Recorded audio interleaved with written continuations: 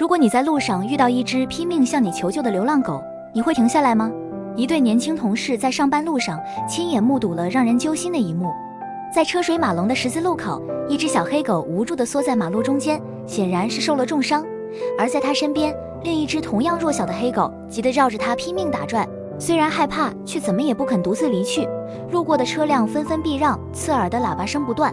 在这个危急关头，那只打转的小狗做出了一个勇敢的决定。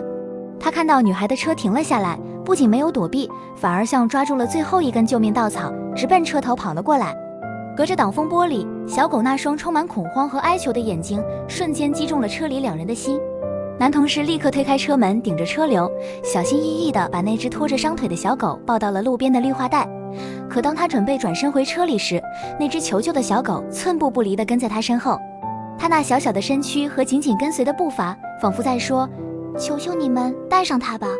看着这两只相依为命的小生命，两人实在不忍心丢下它们，当下决定两只一起救。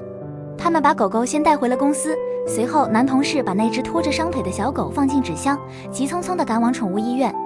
而留在公司的另一只小狗则焦急地在原地踱步，眼神里写满了担忧。在医院里，医生怀疑狗狗的后腿是受过撞击，准备给它拍片检查。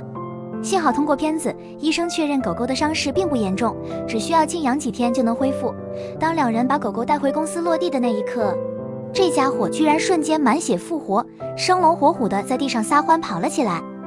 那矫健的步伐让满脸担忧的男同事一时间哭笑不得，悬着的心也终于落了地。看着两只重逢的小家伙开心地黏在一起，大口大口地吃着食物，两个年轻人的心里也涌起了一股说不出的温暖。在这个忙碌的世界里，生命虽然渺小，但爱和灵性却从不缺席。